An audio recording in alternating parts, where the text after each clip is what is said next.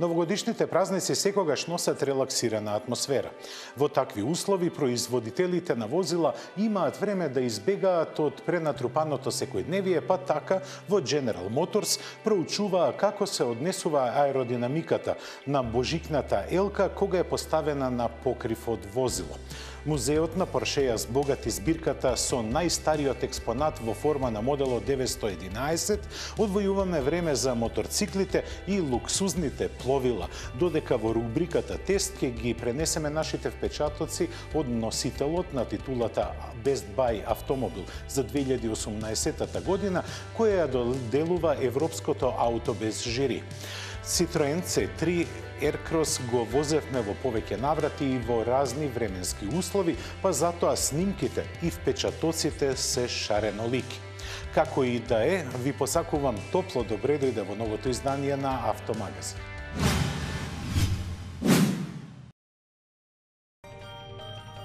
Духот на празниците полека навлегува меѓу сите нас. Во обид да ни ги развеселат времето додека чекаме на нив, инженерите на General Motors си поиграа малку.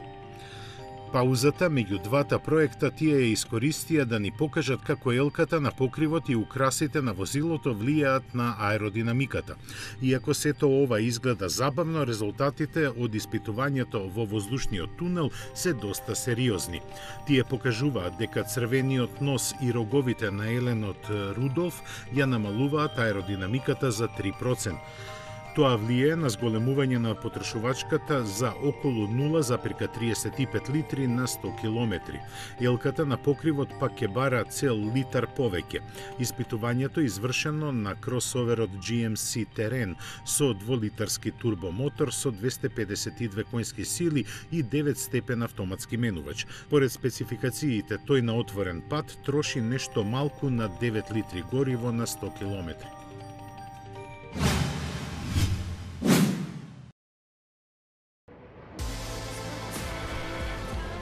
Боите играат доста важна улога во нашите животи, посебно кога се во прашање производите што ги купуваме.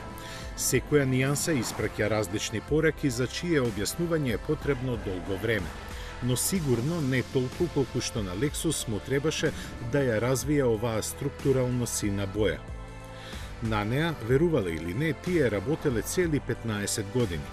Покрај јапонските и американските дизајнери на марката, во нејзиниот развој биле ангажирани и надворешни експерти. Специфична е по тоа што за еден автомобил се користат 300 милиарди ултрамали пигменти, вкупно тешки само 300 грама, кои се нанесуваат во дури 40 слоја.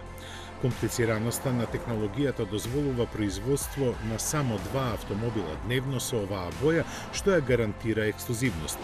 По која цена не се знае. За сега структурално сината боја ќе биде достапна само кај купето LC.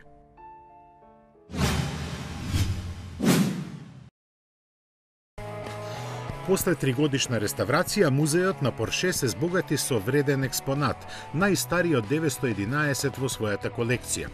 Се работи за возило со број на шасија 57, кое е произведено во 1964 година под изворната ознака на моделот 901. Историјата вели дека неколку недели по представувањето на овој модел, Peugeot се спротиставил на означувањето со нула во средина. Заради тоа Порше ја менува ознаката од 901 во 911, вклучително и на сите дотогаш направени автомобили. Еден меѓу нив е и токму овој, кој досега не достигаше во колекцијата на музеот. Споменатиот примерок беше откриен во една штала во Германија, како еден од најретките и најстарите представуваше предизвик за специјалистите за реставрација. Задржано е што е можно повеќе од оригиналните компоненти, а премногу оштетените се заменети со делови од други модели на 911 од тој период. Приоритетот беше да се постигне што е можно поголем степен на автентичност, заради што целиот процес траеше толку долго.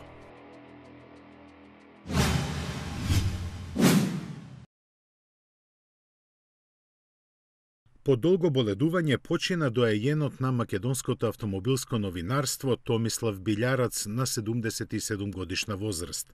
Неговиот професионален пат го водеше од македонското радио преку ревијата Современ возач до ревијата Авто Плюс, чиј беше основач.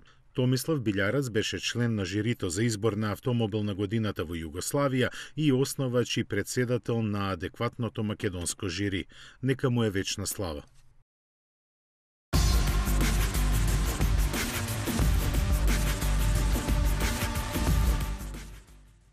Има работи во животот кои ги правиме и има работи во животот кои ги правиме со страст.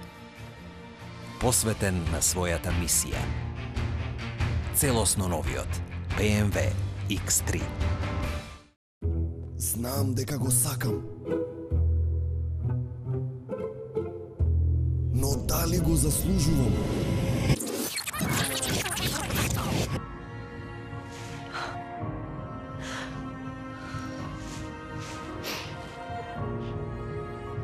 Да... Ви го представуваме новиот Фокус со ST-Line опрема. Возењето кое е неверојатно, речиси дефинитивно го заслужувате.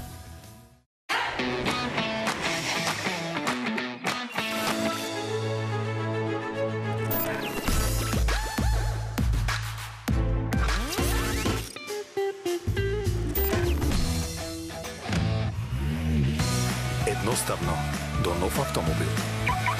Со Шпарка се лизинг.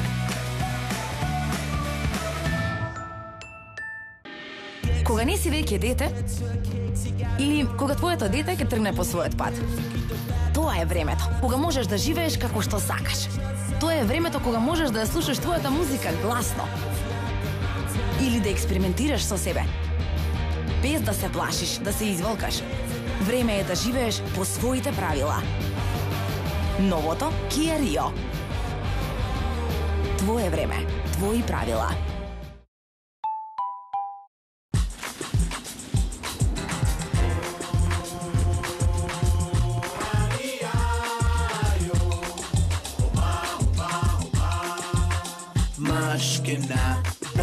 Black eyed peas came to make it hotter.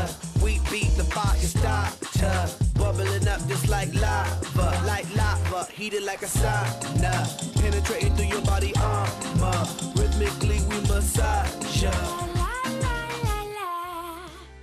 Американскиот производител Lincoln зачекорува во нова ера. После бројните концепти што ги покажа минатите години, наред дојдоа сериските модели. Пресвртницата ја најави луксузниот Континентал, а ја продолжи компактниот кросовер МКЦ. За него многумина сметаат дека го започна препородот на Фордовата премиум дивизија. Тоа што не успеа да го стори во 2014-та кога беше представен ке го направи сега со освежениот дизајн. Промени ќе има и кај кросоверот MKX, чие име ќе биде Nautilus, но тоа не е се.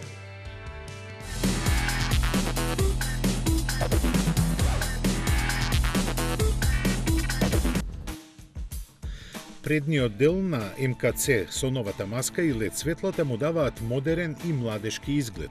Ги загуби своите агресивни линии, но затоа сега има полуксузна појава.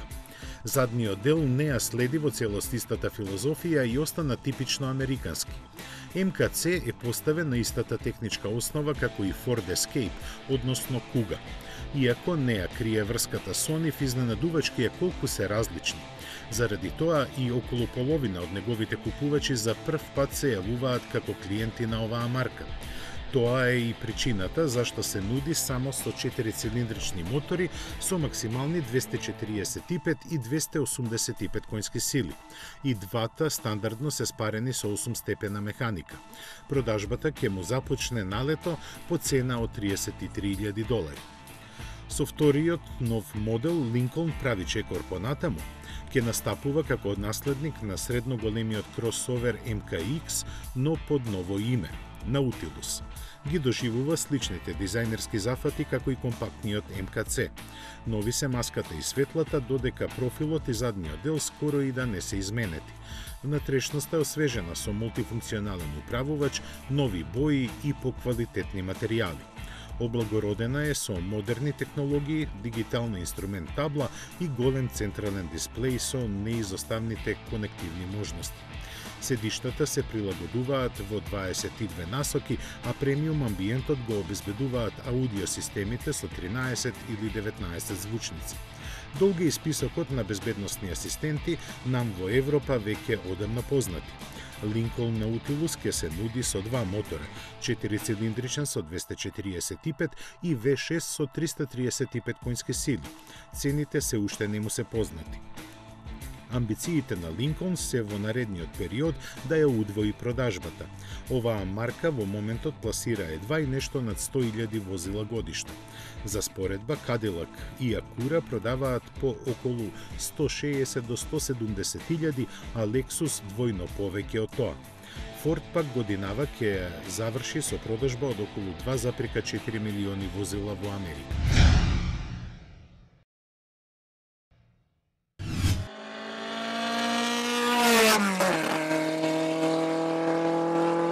Ова што го слушате и гледате не е ниту Ферари, ниту Порше, иако на времето им конкурираше.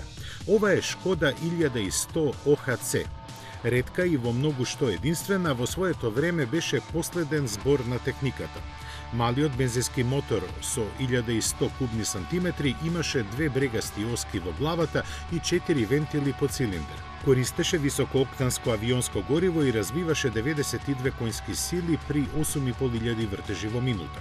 Каросеријата беше од засилена пластика, поставена на шасија од челични цевки. Тежината од само 550 кг овозможува максимални меѓу 190 и 200 км на час во зависност од предносните односи во менувачот. Независното ослонување со двојни рамења и алуминиумските тркала беа реткост и кај многу славни имиња. Шкода 1100 OHC пред 6 децении со својата сила и перформансите им се спротистави на најдобрите тркачки автомобили. На патеките тие не успеа да ја сопрат, но тоа го стори политиката која ги лимитираше меѓународните настапи на чешките возачи. Беа направени само 4 примероци, 2 со отворена каросерија и 2 купеа. Поминување на слободното време на екзотична дестинација е сон на секој од нас, особено тоа време да се помине на пловило и тоа по можност луксузно. Мистере, Invictus, Key Largo, тоа се имињата на луксузните јахти кои може да си ги дозволат само најбогатите. Ако мене ме прашувате, и глисерот Expedition би ми завршил работа, но под услов трошоците на одржување и користење друг да ги покрива.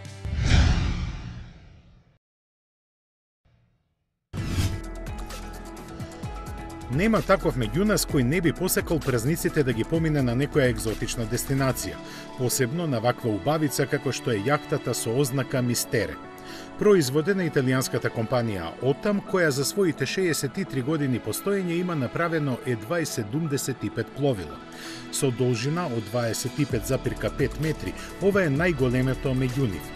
И најлуксузното, на патниците на располагање им се 3 кабини, а за екипажот 2. Се задвижува со двоен пропулзивен систем со 2600 конски сили, кој ќе ја потера до максимални 48 наутички мили на час, или понашки кажано скоро 90 км на час. При тоа ќе побара само 10 литри гориво за секоја наутичка милја. Италијанците уште напоменуваат дека бучавата што ја произведуваат моторите не надминува 44 децибели мерено во кабините и главниот салон. А тој типичен за италијанскиот дизајн ќе придонесе да се загуби чувството за време. Но, бидејќи ние сме поскромни луѓе, веруваме дека повеќето од нас ќе бидат задоволни и со нешто вакво како што е Key Largo 27. И тоа е италијански производ, а за разлика од Otam Mistere е соодветен и за нашите езера. Наменете за чисто задоволство, заради што и има нагласен простор за уживање на сонце, во убаво друштво се разбира. Може да биде опремен со мотор со максимални 350 конски сили и да прими 8 луѓе. За оние пак кои го преферираат спокојот и релаксирањето, како порачен е Invictus 200 HX. Оваа серија е наменета за најсофистицираните ентузијасти кои високо ги ценат своите слободни моменти. Но при тоа не сакаат да се лишат од можностите за авантура кои овој глисер со своите исклучителни маневарски способности ги овозможува. Тежи само 1 тон, а со мотор од 150 конски сили може да постигне максимални 67 км на час. И тој има капацитет за 8 патници, но ќе понуди незаборавен провод само со избрано друштво. Специјално за него е опремен со ладелник од 42 литри, во кој пијалоците секогаш ќе бидат на пријатна температура за конзумирање. Сепак предуслов за уживање во празниците е глисерот кој да е, да се одвезе до морските или езерските широчини. А за тоа ќе треба и соодветно возило, како што е, например, Ford Expedition. Современите кросовери во најголема мерка не се погодни за влечење приколки заради решенијата на својот погон на сите тркала, а капацитетот за влечење првенствено зависи токму од него, па дури потоа од силината на моторот. Expedition има потреба од докажување на тоа поле. Затоа е мислено уште при неговото конструирање, затоа што може да се купи и со специјален пакет за влечење тешки приколки. Тој вклучува и систем за стабилизација прилагоден токму за вакви услови на експлоатација, кои меѓу другото овозможува сопирачките на приколката да работат во содејство со ABS систем на возилото. Ослонувањето е само нивелирачко, а возилото препознава кога приколката е прикачена. Во тој случај автоматски се прилагодува и височината на светлата при возење навечер. Според спецификациите, Ford Expedition тежи 2,5 тони, а може да влече приколка тешка до 4200 килограми.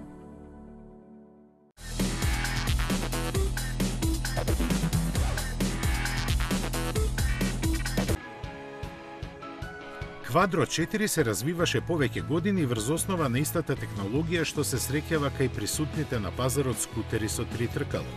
Нејзин креатор е италијанското студио Marabese, кое практично ја има доведено до совршенство.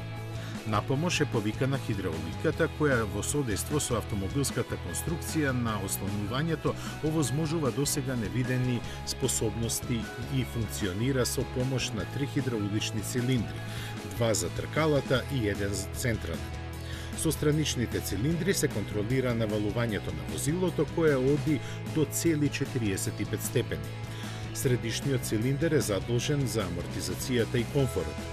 Со ваквиот револуционерен пристап, овој скутер е способен да ги исполни сите желби на возачот.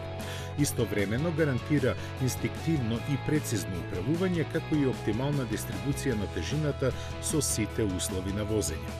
Свиоците ги голта како тркачки моторцикл, а за безбедноста се задолжени диск со пирачките на сите 4 тркала. Благодарејќи на оваа концепција и компактните димензии, Квадро 4 е предводник на еден потполно нов и револуционерен начин на мобилност. Опремен е со едноцилиндричен мотор од 350 кубни сантиметри со 30 конски сили. Агрегатот е сместен безмалку на централната позиција на возилото, а силината се пренесува на 2 задни тркала преку интегриран диференцијал. Тежок е нешто на 250 кг, а производителот не ги наведува неговите перформанси. Само споменува дека со леснотија забрзува до автопатски брзини. Квадро 4 е прв скутер на светот со 4 тркала, заради што и законот не го препознава како таков. За негово управување е потребна возачка дозвола од Б категорија. Колку ќе успее да се наметне зависи од многу фактори, меѓу кои и цената од околу 10.000 евра. Магијата на празниците е најголема кога паѓа снег, но неа сигурно не би сакале да ја почувствувате ако патувате накај дома. Снегот и сообраќајот не се согласуваат баш најдобро, посебно не воздушниот. Авионите не може да застанат и да почекаат пистата да биде исчистена. Затоа од клучно значење за безбедноста е брзината на реакцијата на службите задолжени за тоа, а таа пак зависи од механизацијата со која располагаат.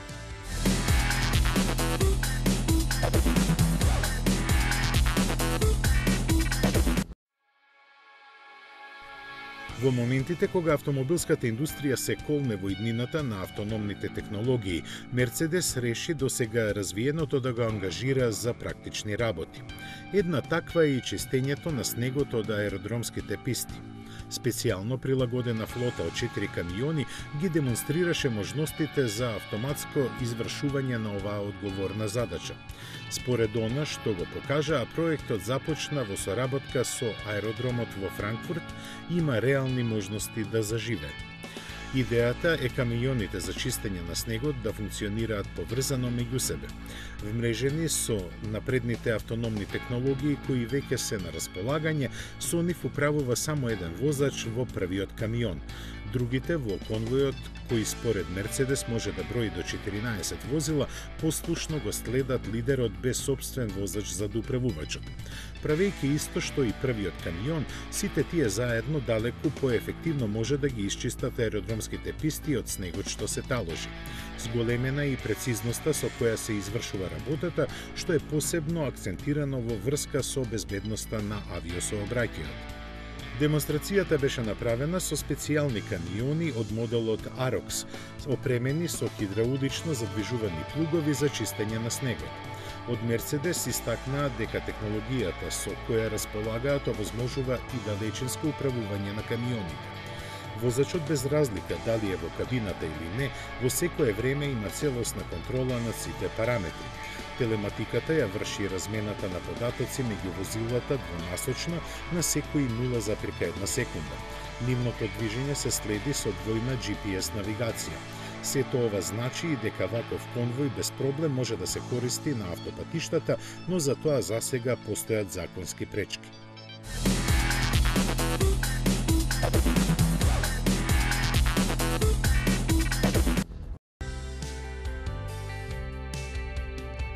Во минатата емисија ви информиравме за победникот на Аутобест изборот за 2018 година и веќе знаете дека е тоа Citroen C3 Aircross.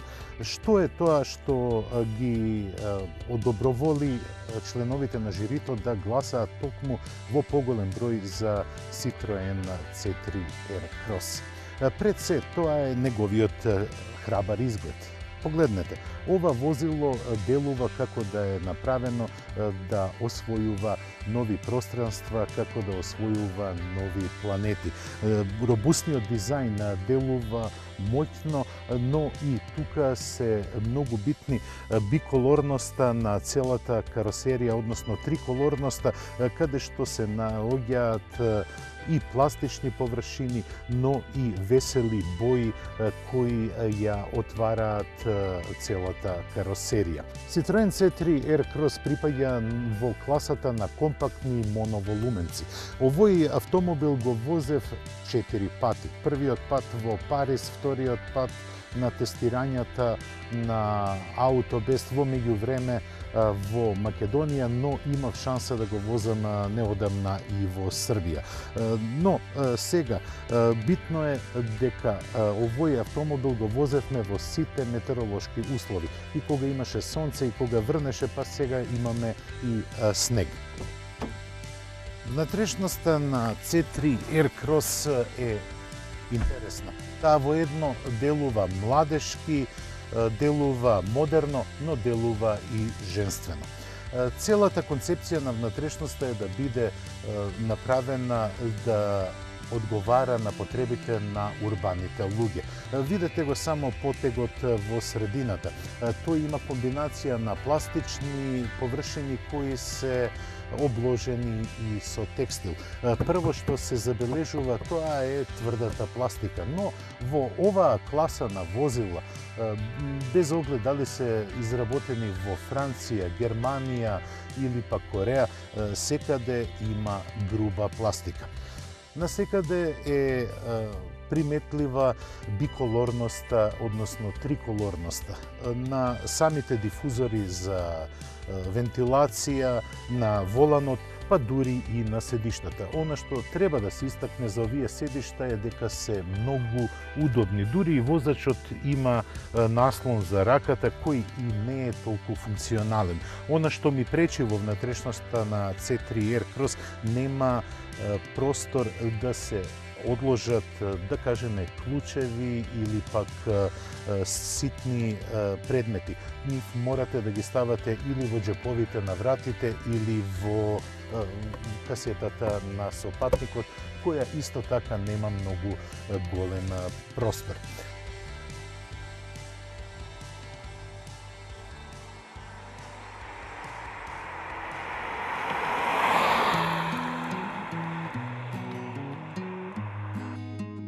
Победник на годинешниот Автобест, но дали е најдобар автомобил од сите 6 финалисти? Тоа е многу тешко да се каже, бидејќи во некои категории C3 навистина е супериорен, како што е во храбриот дизајн, но и добриот распоред на внатрешноста. Апострофи се ставени на дизајнот и тој не може никого да остави равнодушен, но сепак има една нагласена нота на женственост. Такви се и возните својства на C3 Aircross, помалку женствени.